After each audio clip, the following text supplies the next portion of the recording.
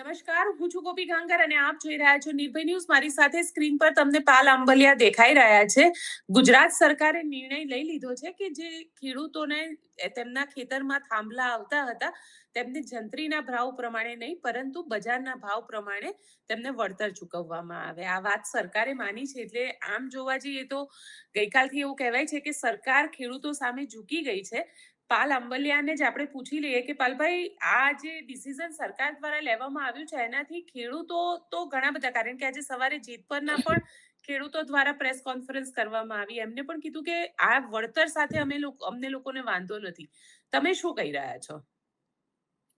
પહેલી વસ્તુ તો એ છે, હું આપને કહેવા માંગુ કે સરકાર 2025 નો કેન્દ્ર સરકારનો જે પરિપત્ર હતો એ જ પરિપત્રનો ગુજરાત સરકારે અત્યારે અમલ કર્યો છે. જે અમલ જ્યારે કેન્દ્ર સરકારે પરિપત્ર કર્યો ને એના બીજા દિવસથી કરવાનો હતો.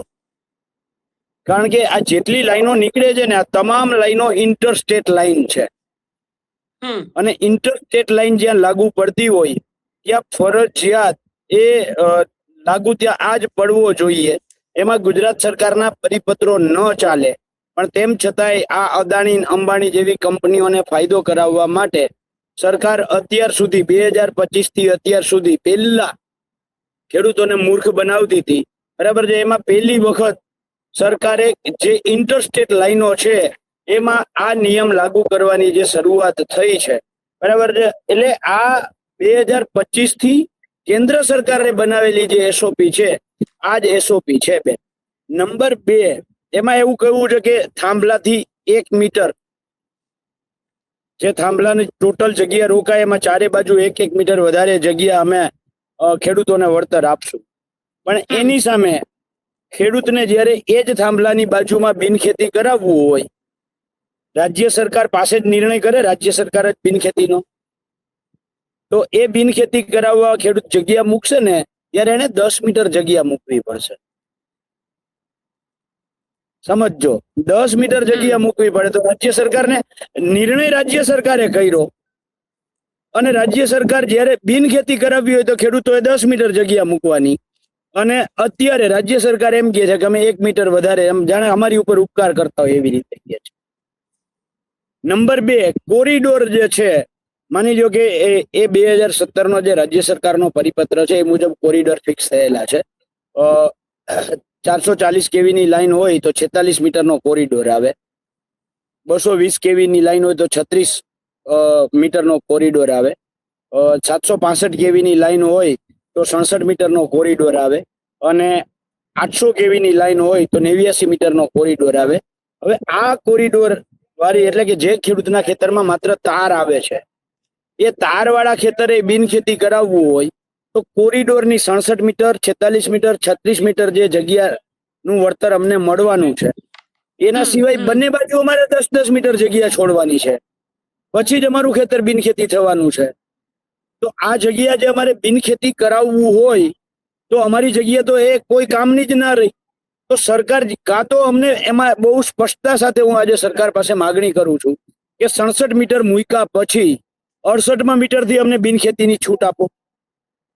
થાંભલા પછી 1 મીટર સરકાર અમને પૈસા આપવાનું કહે છે, કંપની પાસેથી 1 મીટરના વધારે પૈસા અપાવશું તો અમારે બિનખેતી કરવું હોય તો 1 મીટર પછી તરત જ અમને બિનખેતી કરવાની છૂટ આપો. નહીં આપે તો આ કંપનીવાળા સરકારના માસિયાઈ ભાઈઓ થાય છે. કેમ કંપનીઓ વાળા માટે 1 મીટર જ અમને વધારે વળતરની વાત કરે છે? કોરિડોર 12 અડધા ફૂટની અમને કેમ વળતરની વાત નથી કરતા? જ્યાં અમારી જમીન અમારે બિનખેતી કરાવવાની છે, આ લોકો ધંધો કરવા માટે વીજ લાઈન ત્યાંથી પસાર કરે છે, તો એ અમારે 10 મીટર શેના માટે ભાઈ મૂકવાનું? કોના માટે મૂકવાનું? એની વાત કેમ ક્યાંય કરતા ક્યાંય ઉલ્લેખ ના કર્યો? નંબર 1. નંબર 2, આ વીજ લાઈન અમારા ખેતરમાંથી નીકળવાની છે ત્યારે એ 30 વર્ષ, 25 વર્ષ, 28 વર્ષ, એટલે 25 થી 30 વર્ષની વચ્ચે એટલા સમય આ લાઈન અમારા ખેતરમાં રહેશે.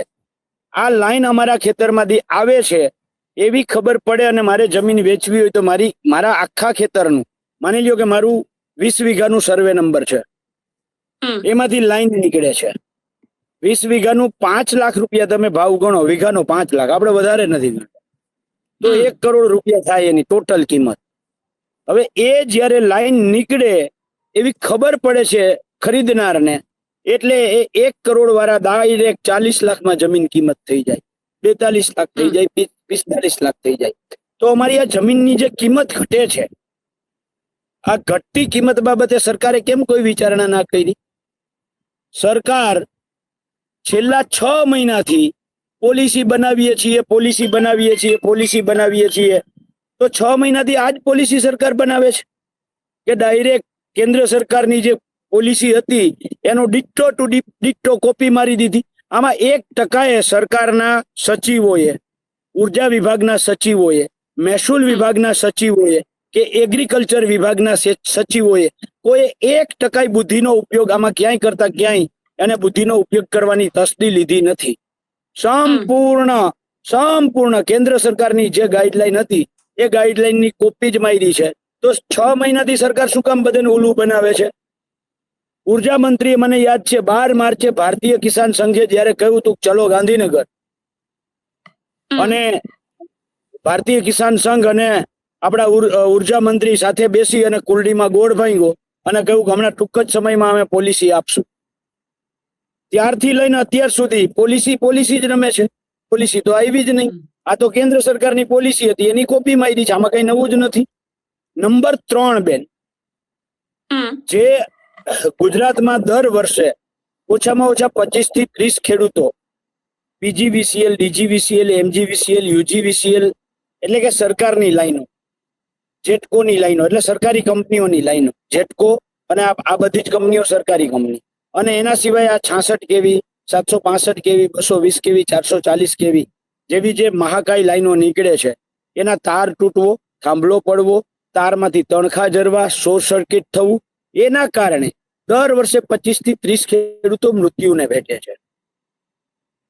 અને ઓછામાં ઓછા 100 ખેડૂતોના ઊભો પાક સળગીને રાખ થઈ જાય છે. અને આપણે બધા વિડીયો જોયા છે. દર વર્ષે આ લોકો અમારા ખેતરમાંથી લાઈન 30 વર્ષ સુધી ધંધો કરવાના છે. 30 વર્ષ સુધી અમારે તો જોખમ માથે જ લઈને, ક્યારે મારો નક્કી નહીં, તાર તૂટે અને અમારો દીકરો એમાં હોમાઈ જાય, ક્યારે તાર તૂટે ને અમારો મજૂરની દીકરી એમાં હોમાઈ જાય, ક્યારે તાર માંથી તણખા જરે અને અમારા આખો પાક છે એ આખા વર્ષની મહેનત એમાં હોમાઈ જાય.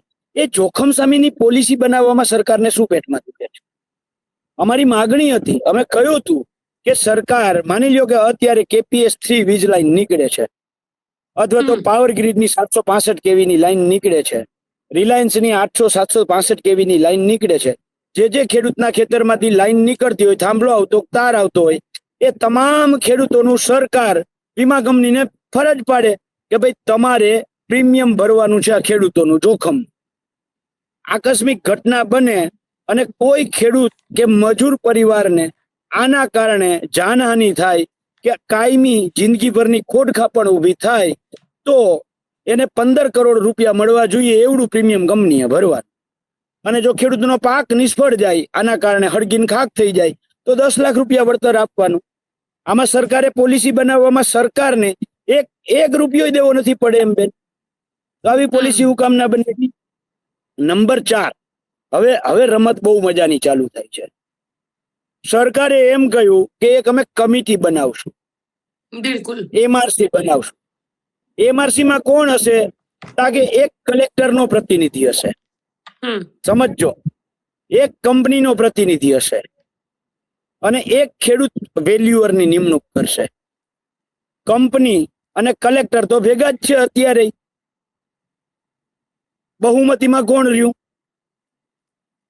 સરકાર અને કંપની. બહુમતીમાં કોણ રહ્યું, બેન? સરકાર અને કંપની. ખેડૂતો અરે બહુ મોટી રમત છે ગોપીબેન. ખેડૂત કમિટીમાં ભેગો સામેલ થયો પછી સરકારે એમ કહ્યું કે પછી જો સંતોષ ના થાય તો કોર્ટમાં જવું. તો કોર્ટ ત્યારે ખેડૂતને એમ કહેશે કે તું તો સમિતિમાં હતો. સમજો તમે? કોર્ટ એમ કહેશે કે તું તો આ 3 જણાની કમિટીમાં હતો, આ 3 જણાની કમિટીએ જ નિર્ણય કર્યો છે, તો આમાં કોર્ટે મારે તો કંઈ બોલવા જેવું જ નથી. એટલે ખેડૂતના આ કાંડા કાપવાની બહુ સિસ્ટમેટિકલી રમત છે. સરકારને ખેડૂતની 1% ચિંતા હોય દયા હોય તો કંપની તો ધંધો કરે છે. પણ કંપનીને કહી કારણ દેવાય. કે નહીં, મારી વાત સાંભળો બેન. નહીં, મારી વાત પૂરી કરી લઉં પછી. કંપનીને કહી દેવાય કે ભાઈ મારા ખેડૂતો છે, ખેડૂતની એક કમિટી બનશે ને એક કલેક્ટર કમિટી નિમણૂક કરશે. આ બંને સાથે મળી અને ભાવ નક્કી કરશે, અને જે ભાવ નક્કી કરશે કંપનીએ માન્ય રાખવો પડશે. અત્યારે બેન કલેક્ટરો પિયત જમીનને બિન પિયતના હુકમ કરી દે છે, તો કલેક્ટર કોની ફેવરમાં થયા? અત્યારે જ હમણાં જ આપણે જે ડિબેટ આપણે 1 કલાક પહેલા કરવાની હતી, મોડી થઈ. એનું મુખ્ય કારણ એ છે કે હું આજે પદયાત્રામાં જે હાલું છું એ જોડિયા તાલુકાના માનપર ગામના સર્વે નંબર જે છે એ ગૌચરના સર્વે નંબરમાં દાદાગીરીથી થાંભલો ઊભો કરે છે. ત્યાં હું ગયો ને એની સાથે જઈ અને એની સાથે ચર્ચા કરી અને કહ્યું કે ભાઈ આ કામ પહેલા તમે સાબિત કરી દો. એમાં બેન મામલતદારે હુકમ કરી દીધો છે. હવે મામલતદારનો તો આમાં રોલ જ નથી. તમે સમજો, મામલતદારનો 1885 નો ટેલિગ્રાફ એક્ટ 16(1) કલમ, 2003 ઇલેક્ટ્રિસિટી એક્ટની કલમ 64, આ બંનેમાં ક્યાંય કરતા ક્યાંય મામલતદાર, એસડીએમ કે અધિક કલેક્ટર, 3માંથી એકેયનો રોલ નથી. ડાયરેક્ટ કલેક્ટરનો રોલ આવે છે. તો મામલતદાર કેવી રીતે આમાં હુકમ કરી શકે? એ ભાઈ મામલતદારનો હુકમ લઈને આવ્યા છે. અને ગૌચરમાં તો કલેક્ટરે બેન હુકમ ના કરી શકે. ગૌચરમાં ગ્રામ પંચાયતની મંજૂરી જોઈએ. સરકારી ખરાબાની માલિક છે, ગૌચરની નહીં. ગૌચર માટે તો ગ્રામ પંચાયતે જ સહમતિ આપવી પડે, અને જો એ સહમતિ ન આપે તો જેમ ખેડૂતોને કલેક્ટર નોટિસ મોકલી અને સાંભળે છે, એવી જ રીતે ગૌચરની બાબતમાં સાંભળવા પડે. એટલે મારું આ ઉદાહરણ એટલા માટે આપું છું કે અત્યારે કલેક્ટરો એટલે કે સરકાર અને કંપની બે એક છે. હવે એના 2 પ્રતિનિધિ થાય અને એક ખેડૂતનો પ્રતિનિધિ થાય, તો બહુમતીમાં કોણ આવ્યું? સ્વાભાવિક છે સરકાર અને કંપની. જેવી રીતે ભારતની અંદર ચૂંટણી પંચમાં જે નવો નિયમ આવ્યો છે કે એક કેન્દ્ર શું કહેવાય, એક વિરોધ પક્ષનો માણસ રહીએ અને 2 સત્તા પક્ષ તરફથી રહીએ, એટલે નિમણૂક કરવાની સત્તા, સંપૂર્ણ સત્તા છે એની પાસે જ રહી જાય છે. એવી ને એવી રમત અહીંયા પણ અત્યારે કરવામાં આવી છે બેન. હવે બોલો, આપ કંઈક પૂછતા તમે. પણ પાલભાઈ, મારો સવાલ તો એ જ છે કે અત્યાર સુધી તમે લોકો વળતરની વાત કરતા હતા. હવે જ્યારે સરકાર વળતર ઉપર આવી ગઈ તો અને વળતર આપવાની વાત કરી દીધી, એ પણ બજાર ભાવના 2 ગણા આપવાની વાત કરી, તો પછી હવે બીજા મુદ્દાઓ ઊભા કર્યા. નહીં ગોપીબેન, આ ખોટી વાત છે. અમે પહેલેથી કહીએ છીએ વળતર પાછળથી નિર્ણય કરે સરકાર. પહેલો નિર્ણય જે છે એ અમારા જોખમનો. અમને પૈસા કઈ અમારા દીકરાથી વાલા હોય? અમે પહેલેથી કહીએ છીએ કે અમારા જોખમ માટેની પોલિસી આરઓઆર બનાવો. સરકાર જયારે બનાવે છે ત્યારે અમારા જોખમની પોલિસી થવી જોઈએ. અને વાત રહી વળતર વાળી, તો વળતરમાં અમે 4 ગણું વળતર માંગીએ છીએ, 2 ગણું નથી માંગતા. અમારી બહુ પહેલેથી માંગ છે માર્કેટ ભાવના 4 ગણું વળતર, અથવા તો માસિક 50,000 રૂપિયા ભાડું, અથવા તો થાંભલા દીઠ 2 કરોડ રૂપિયા વન ટાઈમ સેટલમેન્ટ. આ બહુ સ્પષ્ટ માંગ છે બેન.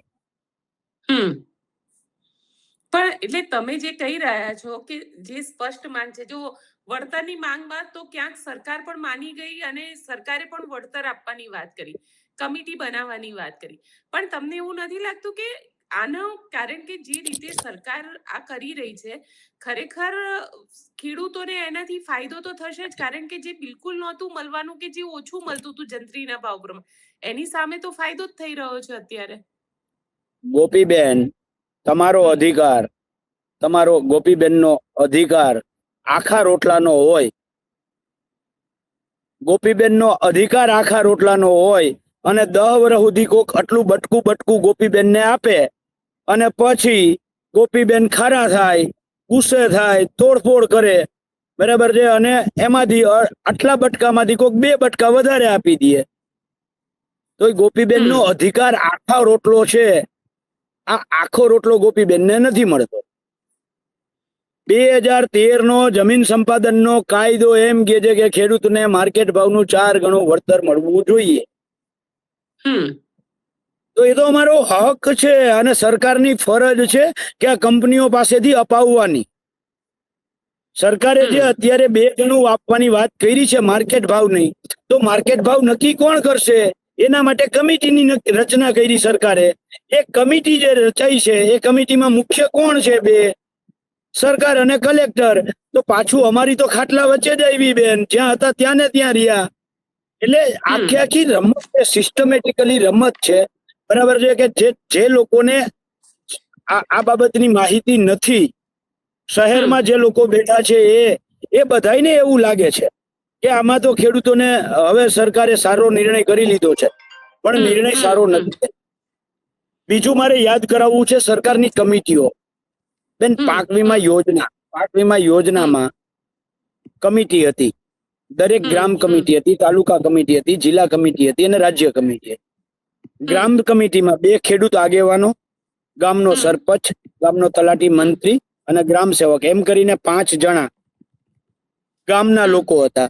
એક સરકાર એટલે કંપનીનો પ્રતિનિધિ હતો. બેન, પાક વીમામાં 16-17 થી લઈ અને 2019-20 સુધી 4 વર્ષ આ યોજના ચાલી. એક પણ ગ્રામ કમિટી બરાબર છે ઓફિશિયલી બની નથી. બધી જ કાગળ ઉપર કમિટીઓ બની ગઈ અને પાક વીમા યોજના આખી પૂરી થઈ ગઈ. બીજું, 2000 આ પાક વીમા યોજના બંધ થઈ એટલે સરકારે મુખ્યમંત્રી કિસાન સહાય યોજના જાહેર કરી 20 ઓગસ્ટ 2020 ના દિવસે. ત્યાર પછી 2 વર્ષ સુધી રાજ્ય સરકારે પરિપત્રો કર્યા. 2 વર્ષ પરિપત્રો કર્યા અને આખા ગુજરાતમાં પરિપત્ર મુજબનો દુષ્કાળે પડ્યો, અતિવૃષ્ટિએ થઈ, કમોસમી વરસાદે થયો. આખા ગુજરાતમાં 1 રાતી પાઈ સરકારે ખેડૂતને ના આપી. એનાથી આગળ રાજ્યના કૃષિ મંત્રીએ વિધાનસભામાં એમ કહ્યું હતું કે નેનો યુરિયા કોઈ ફરજિયાત આપશે તો એમની સામે ફોજદારી કાર્યવાહી કરવામાં આવશે. ગુજરાતના તમામ ખેડૂતોને નેનો યુરિયા ફરજિયાત આપવામાં આવે છે. કોની સામે ફોજદારી કાર્યવાહી થઈ? એનાથી આગળ કેન્દ્રના કૃષિ મંત્રીએ કહ્યું હતું કે કેસીસી લોન 5 લાખ રૂપિયા સુધીની ખેડૂતોને મળશે. 2 વર્ષ થઈ ગયા. આજની તારીખમાં એક પણ ખેડૂતને 3 લાખની જગ્યાએ 4 લાખ કેસીસી લોન નથી મળી. મારે જુનાગઢનો દાખલો તમને કેવો છે. વિસાવદરની ચૂંટણી સમયે જુનાગઢના ખેડૂતોને 5 લાખ સુધીની લોન આપી. ચૂંટણી હારી ગયા એટલે ખેડૂતોને નોટિસ મોકલી કે 3 ની જગ્યાએ તમે 5 લાખ ઉપાડ્યા છે એટલે 2 લાખનો વ્યાજ સાથે પાછા જમા કરાવો. બેન, દેશના લોકસભામાં કૃષિ મંત્રી બોલીને બદલી જાય, રાજ્યમાં વિધાનસભામાં કૃષિ મંત્રી બોલીને બદલી જાય, તો પછી અપેક્ષા કેવી રીતે રાખવી? કમિટીની વાત કરી, પરેશભાઈ આવ્યા છે એટલે ફરીથી કમિટી હું રિપીટ કરી દઉં. કમિટીમાં પરેશભાઈ બે જે 3 પક્ષકારો છે એમાં 1 કલેક્ટર, 1 કંપનીનો માણસ અને 1 ખેડૂત. તો બહુમતીમાં કોણ રહ્યા? ખેડૂત સિવાયના બહુમતીમાં સરકાર તરફી અથવા કંપની તરફી બહુમતી. સરકાર અત્યારે સરકાર અને કંપની બને સાથે છે, સમજો, બરાબર છે. તો બહુમતીમાં એરિયા એ ભાવ નક્કી કરશે, માર્કેટ ભાવ, અને એ જે માર્કેટ ભાવ નક્કી કરશે એના 2 ગણા મળશે. એટલે આપણે તો પાછા હતા ત્યાં આવી ગયા. બેન, ડીએલવીસી ની રમત હું કહું છે. આ રાજ્ય સરકારે ડીએલવીસી કરતા ને, ડીએલવીસી કેવી રીતે કરે એના 2 દાખલા હું તમને આપું. એક ડીએલવીસી ગોપીબેનને એક સાર્વજનિક ટ્રસ્ટ બનાવવું છે જેમાં બહેરા મૂંગા વિદ્યાર્થીઓને ભણાવવા છે. એના માટે સરકારી જગ્યા માંગી છે અને જોડિયા તાલુકાના માનપર ગામના સર્વે નંબર 126 ખરાબો છે. એમાં આ ખરાબામાં અત્યારે ગોપીબેને જગ્યા માંગે એટલે એના માટે ડીએલવીસી 2. એ ગોપીબેનને જે ડીએલવીસી જમીનની કિંમત નક્કી કરે ને એ મીટરનો ભાવ 3000 રૂપિયાથી લઈ અને 7000 રૂપિયા હોય. સમજો, આ એક ડીએલવીસી થઈ.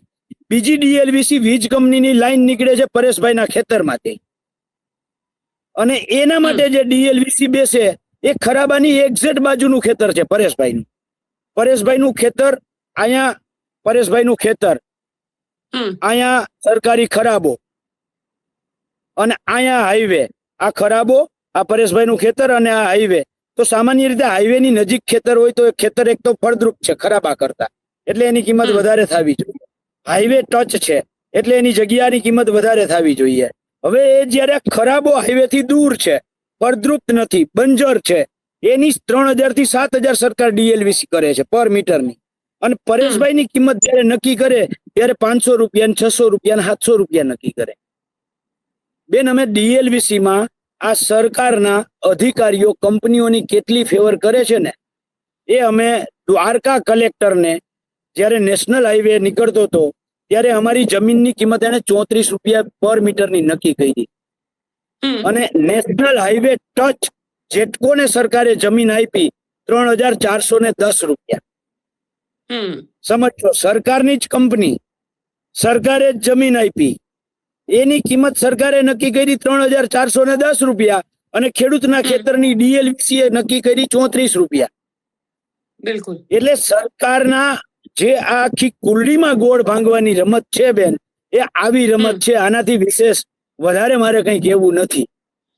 બિલકુલ પાલભાઈ, આપ અમારી સાથે જોડાયા એના માટે ખૂબ ખૂબ આભાર. આપણી સાથે પરેશભાઈ છે અત્યારે, પરેશભાઈ સાથે ચર્ચા કરી લઈએ. પરેશભાઈ, તમારું શું કહેવું છે? કારણ કે જે રીતે પાલભાઈએ કીધું કે આ તો કુંડળીમાં ગોળ ભાગવાની વાત છે, તમે શું માનો છો? ચોક્કસથી પહેલા તો બેન જે પાલભાઈએ એક વાત કરી કે જે બહુમતીની, તો એમાં પણ એ વાત ચોક્કસ સાચી ગણી શકાય. અને બીજી વાત એ છે કે જે ખેડૂત પ્રતિનિધિ લેવાના છે એ નક્કી કોણ કરશે? કેમ કે ગુજરાતની અંદર 56 લાખ ખેડૂત છે. તો જે ખેડૂત સિલેક્ટ કરવાના છે, ઘણી જગ્યાએ ક્યાંય એવું તો નહીં બને કે સરકારના કોઈ કાર્યકર હોય, કંપનીના કોઈ મળતિયા હોય, એવા ખેડૂત એમાં સમિતિમાં બેસી જશે તો પછી ખેડૂતનો હિત નહીં થાય. એટલે ખેડૂતના પ્રતિનિધિ છે એ ખેડૂતે જ નક્કી કરવાના. આ સ્પષ્ટતા હજુ થઈ નથી, પણ આ સ્પષ્ટતા થવી જોઈએ કે પ્રતિનિધિ તરીકે ખેડૂત તરફથી કોણ રહેશે. અને એક કરતા વધારે પ્રતિનિધિ હોવા જરૂરી છે. કોઈ એક પ્રતિનિધિ છે એ સમગ્ર વિસ્તારના ખેડૂતનું પ્રતિનિધિત્વ કરે એવું નહીં, પણ ખેડૂત માટે થઈને પંચ, આમ તો જે જૂનો શબ્દ છે ને ભૂતકાળમાં પણ જે ખેડૂતોના ઇસ્યુ હોય એના માટે તેને પંચ બેસાડવામાં આવતું હતું. એ પંચની અંદર 5 માણસ હોય, જે વિશ્વાસપાત્ર સારા 5 માણસ હોય એને પંચ કહેવાય. તો એવા 5 વ્યક્તિ કમસે કમ હોવા જોઈએ, જેથી કરીને આ સમિતિની અંદર ખેડૂતોનું હિત થાય. બીજી વાત એ છે કે અત્યારે આમ જોવા જઈએ તો સરકારનું એક બાબત ચોક્કસ છે કે ઘણા સમય સુધી એક આ આંદોલન ચાલ્યું અને આંદોલન પછી પણ સરકારે વાતને ધ્યાને લીધી અને ધ્યાને લઈને આ એક નિર્ણય કર્યો છે. આ નિર્ણયને આપણે આવકારીએ છીએ. ભાઈ, તમે કમસે કમ ખેડૂત માટે કંઈક સારું વિચારો છો, તો એ નિર્ણયને આપણે ચોક્કસથી આવકારીએ છીએ. પછી એની અંદર ક્ષતિ ચોક્કસથી હોઈ શકે. હવે અત્યારે જે આંદોલન ચાલી રહ્યું છે બેન, જેતપરની અંદર જે ખેડૂતો 10 જેટલા ખેડૂત છે, બહેનો ભાઈઓ બધા થઈને, એ બધા ઉપવાસ આંદોલન ઉપર બેઠા છે. તો હવે આ જે સરકારે જાહેર કર્યું છે તો એમની સાથે સરકારની મીટિંગ થવી જરૂરી છે. કેમ કે હવે આ જે જાહેર કર્યા પછી પણ ક્યાંક અસંતોષ હશે, તો કેટલા મુદ્દામાં અસંતોષ છે એ સમિતિએ જાહેર કરવું પડશે, સમિતિ બેઠક કરવી પડશે. હું જે પ્રમાણે સમિતિની મેં મુલાકાત લીધી હતી, હું 28 તારીખના રોજ 28 જૂને હું ત્યાં મેં હાજરી પણ આપી હતી, મેં સમર્થન પણ આપેલું છે. આજની તારીખે આમ તો હંમેશા માટે ખેડૂતોના હિતમાં ક્યાંય પણ કાર્યક્રમ હોય ત્યાં અમારું સમર્થન હોય જ છે. હવે એ દરમિયાન જે વાત કરી હતી, આજે પણ સમિતિ એક વાતમાં અડગ છે કે હજુ અમને લેખિત મળ્યું નથી. તો સરકારે એક વખત લેખિત પણ સમિતિને આપવું જોઈએ કે ભાઈ તમે જે લેખિતની વાત કરો. અને કૃષિ મંત્રીએ, ઉર્જા મંત્રીએ પ્રેસ કોન્ફરન્સ કરીને જાહેર કર્યું હોય તેમાં લેખિતમાં આપવામાં કશું ખોટું નથી, એ આપી દેવું જોઈએ. એ આપ્યા પછી ખેડૂતને જે કઈ તકલીફ હશે, ફેરફાર હશે, તો એ સૂચનો આવશે અને એ સૂચનોથી સાથે બેસીને એનું સોલ્યુશન આવી શકે.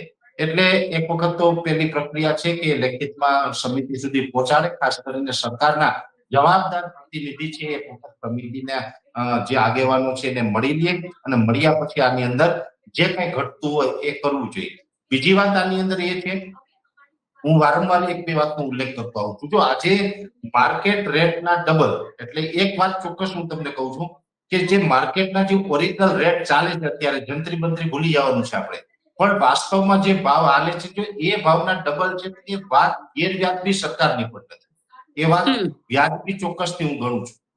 પછી રાજસ્થાનની વાત છે તો મને જ્યાં સુધી નોલેજ છે ત્યાં સુધી રાજસ્થાનમાં 4 ગણા છે તો એ જંત્રીના 4 ગણા છે, એ માર્કેટ વેલ્યુના 4 ગણા નહીં. તો આ જે જંત્રીના 4 ગણા કરીએ તો માર્કેટ વેલ્યુ કરતા તો ઓછી જ રકમ થવાની. એટલે માર્કેટ વેલ્યુ કરતા ડબલની વાત જે છે એ ઉપર ખેડૂત જો વિચાર કરવો હોય તો કરી શકે છે. બીજી એક સારી બાબત મને એ લાગી કે એક જ ટાઈમમાં વન શોટ પેમેન્ટ, આ ખૂબ સારી બાબત લાગી કે ખેડૂતના ખાતામાં પૈસા જમા થઈ જાય ત્યાર પછી કામ ચાલુ કરવાનું, આ એક પોઝિટિવ બાબત છે. પણ જેટલું બોલ્યા છે બેન કૃષિ મંત્રી, એટલું બધું જો અમલવારી થાય તો પછી એમાં કદાચ પાછળથી ક્યાંક લોલીપોપ આવે કે જે બોલ્યા હોય એમાં પાછું ફેરફાર થઈ જાય તો ખેડૂત સાથે હિત નહીં થાય. જેટલું બોલ્યા છે 100% અમલવારી થવી જોઈએ. બીજી વાત એ છે કે આની અંદર ઇન્સ્યોરન્સનો હજી ઉલ્લેખ નથી થયો. વીમાનો ઉલ્લેખ જરૂરી છે, કેમ કે ખેડૂત હોય, ખેતમજૂર હોય, ખેડૂતનો પરિવાર હોય, ખેડૂતનો કોઈ સામાન હોય અથવા તો એનો પાક હોય, કોઈ પણ દુર્ઘટનાને કારણે એના પાકને કે માલજાનને નુકસાની થાય તો એના માટે પણ સરકારે કોઈ પ્રાવધાન રાખવા પડે. એટલે કે આપણે તો બધાનું સારું વિચારીએ પણ છતાં પણ કોઈ લાઈનનો કેબલ તૂટે અને કોઈ વીજ શોકથી કોઈનું મૃત્યુ થાય, આ તે દુર્ઘટના ઘટે તો એની અંદર એક સારો એવો મજબૂત વીમો ખેડૂતને મળવો જોઈએ. આ એક પહેલી વાત છે. બીજી વાત અમે વારંવાર એ કહેતા આવ્યા છે કે ખેડૂતના ખેતરની વચ્ચે જો થાંભલો હોય અને એ થાંભલાની અંદર એ પોલની અંદર ક્યારેક પણ રિપેર એટલે કે જે મેન્ટેનન્સની વાત છે, રિપેરિંગ કરવાનું આવે તો જે વળતર આપે છે વચ્ચે જેટલા મીટરનું જે કોરિડોર છે એટલા પૂરતું આપે છે. પણ એ કોરિડોર સુધી પહોંચવા માટે પણ ક્યાંય ને ક્યાંય એમને ત્યાં વાહન લઈને આવવું પડશે PGVCL ના અધિકારીઓએ અથવા તો કંપનીના અધિકારીઓએ. તો એ વાહન લઈને આવશે તો ખેડૂતના ખેતરમાંથી ચાલશે તો રસ્તાના પૈસા તો વળતર તો આપેલું નથી. તો એના માટે શું કરી શકાય? તો એના માટે પણ જે ખેડૂતોને વચ્ચે પોલ આવતો હોય અને જો એમાં રસ્તામાંથી ભવિષ્યમાં ઉપયોગ કરવાનું થાય તો એનું પણ યોગ્ય રીતે વળતર અથવા તો યોગ્ય એનો નિર્ણય કરી દેવો જોઈએ. એટલે 2-3 મુદ્દાની જે ક્ષતિ છે એની બેસીને ચર્ચા કરે તો પછી આગળ વધી શકાય. પણ એક વાત ચોક્કસ છે કે સરકારે કમસે કમ પોઝિટિવ લીધું છે. ઘણા સમય પછી આમ તો આ 15-16 દિવસ આંદોલન ચાલે અને એ પછી સરકાર હરકતમાં આવે, થોડુંક વહેલું આ નિર્ણય કરવાની જરૂર હતી જેથી કરીને ખેડૂતો હેરાન ન થાય, એનો સમય ન બગડે, એમને ભૂખ્યા ન રહેવું પડે. પણ અંતે ભલે થોડું લેટ થયું છે પણ લેટ તો લેટ, જે સરકાર બોલ્યા છે એ પ્રમાણે અડગ રહે અને એની વાત લઈ અને લેખિતમાં સમિતિના આગેવાન સુધી જાય અને સમિતિની સાથે એમની બેઠક થાય અને બેઠક કર્યા પછી આનું જો કે સુખદ નિરાકરણ આવે તો સૌથી વધુ આનંદ મને થશે. કેમ કે ખેડૂતનો હિત એ આપણા બધાનો હિત છે. એટલે આમાં ક્યાંય પણ સુખદ સમાધાન થાય એ તરફેણમાં અમે છે. પણ પરેશભાઈ, કારણ કે કોંગ્રેસનું એવું કહેવું છે કે 2025માં કેન્દ્ર સરકારે જે પરિપત્ર કર્યો હતો, ખાસ કરીને આ જે વીજળીના થાંભલા છે તેને લઈને, આ સરકારે બેઠો કેન્દ્ર સરકારનો જે પરિપત્ર છે એ પરિપત્રને ઇમ્પ્લિમેન્ટ કર્યો છે. અત્યાર સુધી જે 25ની અંદર કરવાનો હતો એ હવે 26માં કરી રહ્યા છે અને એ પણ ખેડૂતોએ આટલું આંદોલન કર્યું પછી કરી રહ્યા છે. એટલે વાત હું એ જ કરું છું કે આંદોલન કર્યું પછી કરી રહ્યા છે એટલે લેટ તો ચોક્કસથી થયું છે. હવે 25 અને 26 એટલે 1 વર્ષ વીત્યું હોય તો જે રીતે કોંગ્રેસનું કહેવાનું છે એ પ્રમાણે કે એમાં કઈક રેટ વધારો, પણ રેટ વધારાની તો વાત હવે આમાં એવી છે, માર્કેટ વેલ્યુની વાત આવશે તો માર્કેટ વેલ્યુ તો અત્યારે 26માં હશે એ જ થશે ને. પછી તો એમાં 25 નો હોય કે 26 નો એમાં શું ફરક પડવાનો? એવું તો નથી કે 25માં માર્કેટ વેલ્યુ હતી એના આપણે ડબલ આપવાનું, એવું તો છે નહીં. 26ની અંદર જે માર્કેટ વેલ્યુ થશે એને જ પેમેન્ટ આપવાનું છે. એટલે એમાં ખેડૂત સાથે એ બાબતમાં ન્યાય મારી દ્રષ્ટિએ નથી મને દેખાતો. સાથે પરેશભાઈ, કારણ કે ખેડૂતોનો મુદ્દો જે છે હજી પણ આંદોલન તો એ લોકોનું ચાલી જ રહ્યું છે અને આજે સવારે જ ત્યાં આગળ પ્રેસ કોન્ફરન્સ પણ કરવામાં આવી અને જે રીતે ખેડૂતો કહી રહ્યા છે કે અમે સરકાર સાથે એકવાર સામસામે બેસીને ચર્ચા કરીશું, આને લઈને આપનું શું કહેવું છે? કે લાગે છે આમાં પણ સોલ્યુશન આવે કે પછી આ મુદ્દો આમને આમ જ રહેશે કે સરકાર પણ એમ કહેશે કે અમે આટલું કરી દીધું ને તમારે આને એક્સેપ્ટ કરવું હોય તો નહીંતર કરવું જ પડશે? નહીં, જો પહેલી વાત તો એ છે કે હવે તો આવતીકાલે રવિવારથી એટલે મારા ખ્યાલથી કદાચ કાલ તો એમની બેઠક ન પણ થાય, સોમવારે થાય કે મંગળવારે એમની બેઠક થાય સમિતિ સાથેની, તો બંને તરફી બાંધછોડ તો કરવી પડશે. બંને તરફી, કોઈ એક તરફી વાત નથી. જો ક્યાંય જે સમિતિની માગણી હોય એ સમિતિની માગણીમાં પણ 19-20 થઈ શકે અને સરકાર પણ એવું ના કહી શકે કે અમે જેટલું જાહેર કરી દીધું એ જ લેવું પડશે. જો સમિતિ અને ખેડૂત તરફથી વ્યાજબી માંગ હોય તો વ્યાજબી માંગને તો સરકારે પણ સ્વીકારવી પડશે. પણ પહેલા તો સરકાર સાંભળવા પડશે કે તેની માંગ શું છે. માંગ સાંભળ્યા વગર તો સરકારને કેવી રીતે ખબર પડશે? અને સમિતિ છે એમણે પણ એક પોઝિટિવ વલણ અપનાવવું પડશે. આની અંદર જો આંદોલન પૂર્ણ ન જ કરવું એવો જ ઈરાદાથી જો સમિતિ બેસી જશે તો ખેડૂતનું હિત નહીં થાય. હવે પછી જ્યારે પણ સરકાર તમારા માટે પોઝિટિવ વિચારતી હોય અને ક્યાંક 2 ડગલા આગળ ચાલે તો પછી આપણે પણ એમાં થોડુંક નરમ વલણ અપનાવી અને ખેડૂતનું હિત થતું હોય ને એ કરવાનું. કોઈ આગેવાન કે કોઈ જે લડાયક માણસ છે એમનું કદાચ હિત ના સચવાય અથવા તો કહી શકાય કે એની જીદ પૂરી ન થાય તો ચાલશે, પણ ખેડૂતોનું ન્યાય થવો જોઈએ. કેમ કે આમાં કોઈ વ્યક્તિગત જીદ કરતા પણ મહત્વ હોય છે ખેડૂતનું, અને ખેડૂત સાથે ન્યાય થતો હોય તો આગેવાનની જીદ છે એને સાઈડમાં રાખવી એમાં કશું જ ખોટું નથી. એટલે ખેડૂત આમાં કેટલાય પેલી વાત તો એ છે, જેટલા ખેડૂતના ખેતરમાંથી પોલ નીકળે છે એમના મંતવ્ય પણ અત્યારે લેવા જરૂરી છે. હવે સરકારે જાહેર કરી છે, આગેવાન કદાચ ગમે એ કહેશે, પણ માત્ર આગેવાન કહે એમ નહીં, જેનું માલિકીનું ખેતર છે એમની પણ રાય તો જરૂરી છે ને. હવે અત્યારે એ શું વિચારે છે એમના મંતવ્ય લેવા પણ ખૂબ જરૂરી છે. એટલે એક અભિપ્રાય પત્રક છે એ ઘણી વખત ભરાવવામાં આવતું હોય છે કે ભાઈ તમારો અભિપ્રાય ભરો કે સરકારે આપ્યું છે, હવે આ તમને મંજૂર છે કે નહીં, અને મંજૂર નથી તો તમારે કેટલું ખૂટે છે એ તમામ વસ્તુ ખેડૂત લખીને આપે તો દૂધનું દૂધ અને પાણી પાણી, સરકાર અને ખેડૂત બંને વચ્ચે સમજોતો થઈએ પછી આગેવાનો બાયપાસ થઈ જતા હોય છે. તો એ રીતે પણ અભિપ્રાય પણ લઈ શકાય છે. આમાં અભિપ્રાય લેવો કોઈ બહુ મોટી વાત નથી. જો બેન, આમાં ગુજરાતની અંદર 56 લાખ ખેડૂત છે. હવે 56 લાખ ખેડૂત તો આમાં પ્રભાવિત નથી. આમાં જેટલા ખેડૂતો આવે છે એટલા ખેડૂત પૂરતો જ પ્રશ્ન છે, એટલે ઓછા ખેડૂત છે. દરેક તાલુકાની અંદર ગ્રામ સેવકો છે, તલાટી મંત્રી છે, તાલુકા લેવલે મામલતદારની ટીમ છે, બધા તાત્કાલિક ધારે તો 2 દિવસની અંદર અભિપ્રાય લઈ શકે છે. જ્યારે અતિવૃષ્ટિ થાય, વાવાઝોડું આવે અને ત્યારે લાખો ખેડૂત, ગુજરાતના 50% ભાગની અંદર સર્વે કરવાનું હોય તો સરકારી નિયમ છે કે 72 કલાકની અંદર સર્વે પૂરું કરી લે. તો 72 કલાકની અંદર રિપોર્ટ લે છે ને, 72 કલાકની અંદર અડધા ગુજરાતનો લગભગ 25 થી 30 લાખ ખેડૂતોનો સર્વે થતો હોય તો આ પોલનું સર્વે તો બહુ ઈઝી છે. એક એક ખેડૂતને મળીને પણ સરકાર છે કરી શકે છે. એટલે ખેડૂતોના પણ મંતવ્ય લઈ લેવા, અને આની અંદર જે ડબલ જંત્રી કરતા ડબલ, હવે જંત્રી નહીં પણ સોરી માર્કેટ વેલ્યુ કરતા ડબલ ની અંદર પાલભાઈની એક વાતમાં હું સહમત છે કે માત્ર એક ખેડૂત નહીં, એનું પંચ હોવું જોઈએ. 5 ખેડૂત છે એ સમિતિની અંદર હોવા જોઈએ, અને આની અંદર યોગ્ય ભાવ થાય તો એનું કારણ છે કે અત્યારે જે જમીન છે, મોરબી હોય, સુરેન્દ્રનગર હોય, ગુજરાતની દરેક જગ્યાએ જમીનો બહુ કિંમતી થઈ ગઈ છે. પછી જો એની કોઈ 10 લાખ કે 15 લાખની કિંમત આકે કે આની વેલ્યુ એટલી ગણાય, જો ઓછી વેલ્યુ આપશે તો પછી ખેડૂતને ફાયદો નહીં થાય. કેમ કે 10-15 લાખની અત્યારે જમીન ક્યાંય મળતી નથી, જમીનો મોંઘી છે. એટલે એ પ્રમાણે વેલ્યુ પણ વ્યાજબી થવી જોઈએ. વ્યાજબી વેલ્યુના ડબલ 200% જો મળતા હોય, અને એ સાથેના જે કોરિડોર સુધીના રસ્તાનો પ્રશ્ન નીકળે, અને એ સાથે બીજા જે કાંઈ એના મુદ્દા છે ખેડૂતના વીમાથી લઈને એ પ્રશ્ન સોલ્વ થતા હોય તો મારી દ્રષ્ટિ ખેડૂતના હિતમાં છે, એમાં કશું ખોટું નથી. બિલકુલ પરેશભાઈ, આપ જોડાયા તેના માટે આપનો ખૂબ ખૂબ આભાર.